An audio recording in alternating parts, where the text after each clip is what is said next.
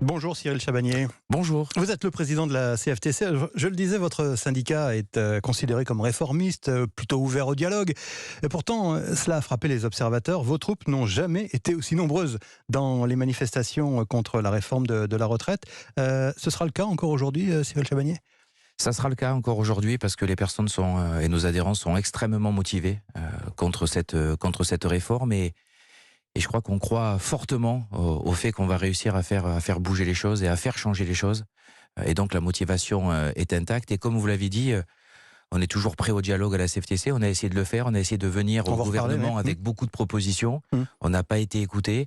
Et aujourd'hui, la mobilisation pour nous est notre dernier recours et nous sommes encore une fois extrêmement motivés. Alors, je voudrais revenir quand même sur comment dirais-je, la mobilisation de votre centrale syndicale. J'ai lu pas mal de commentaires indiquant que si la CFTC était si forte à se mobiliser, ça avait une signification particulière. Quelle signification vous donnez-vous ?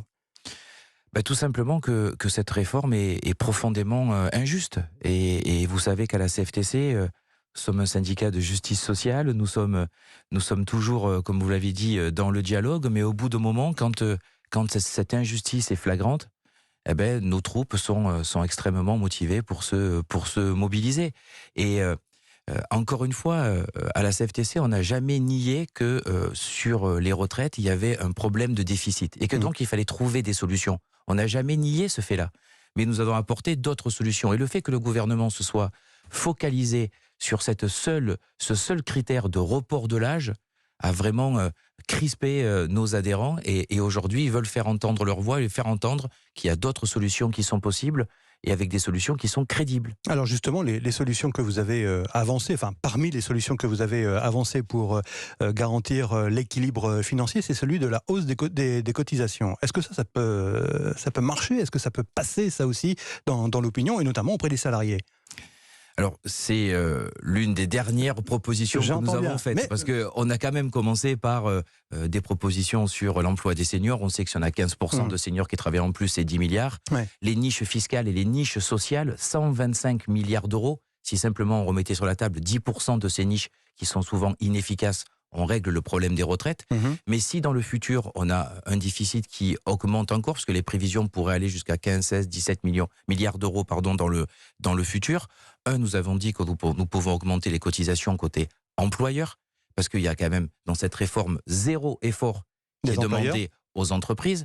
Et pour vous prendre un exemple très rapide, une entreprise de 80 salariés avec qui je discutais il n'y a pas longtemps dans le domaine du service, qui avait 6 millions d'euros de masse salariale, on ne va pas me dire que 5 euros par salarié d'augmentation, ça fait 4 800 euros par an, ça met en cause la politique sociale et salariale de l'entreprise. Et nous avions même évoqué éventuellement une augmentation de 2 euros de cotisation du côté des salariés. Ouais. Ça fait les deux réunis 7 milliards d'euros. Vous voyez qu'il y a des solutions beaucoup plus acceptables. Comment vous réagissez, Cyril Chabagnier, aux dernières concessions qui ont été faites par la Première ministre, notamment sur les carrières longues, sachant qu'Olivier Dussopt a dit hier à l'Assemblée nationale, le ministre du Travail, que le gouvernement pouvait encore aller plus loin sur l'emploi des seniors ou sur l'emploi des femmes.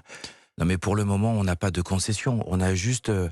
ils essayent juste de régler une aberration. Alors, entre une aberration et une concession, c'est différent.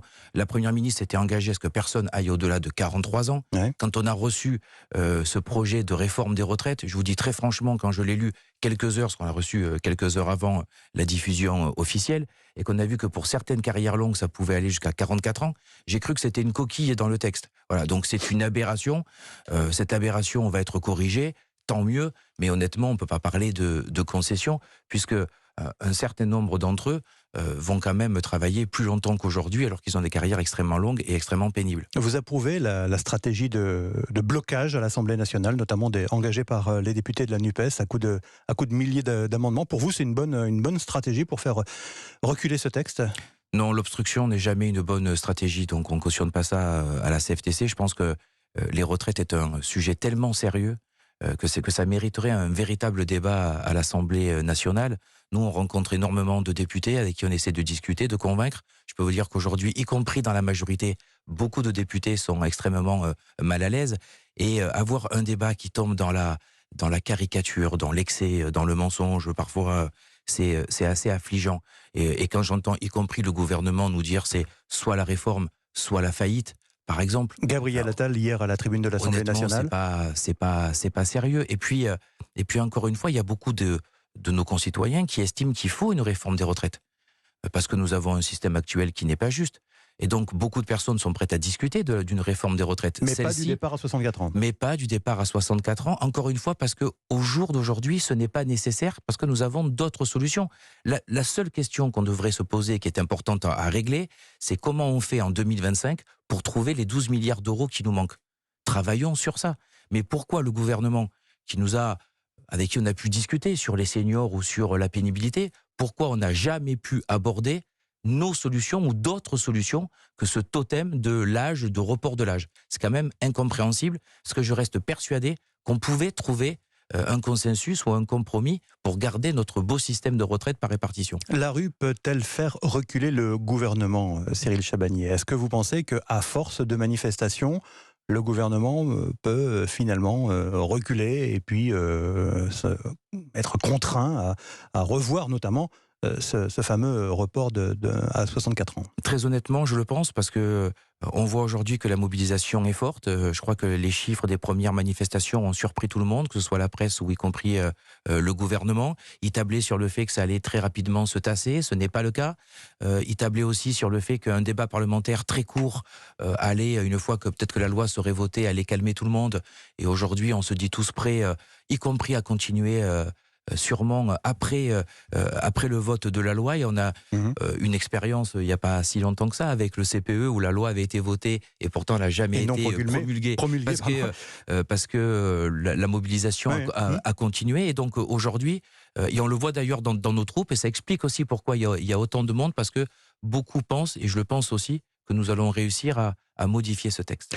Merci Cyril Chabagnier, merci d'avoir été dans les studios d'Europe 1 ce matin, président de la CFTC. Bonne journée.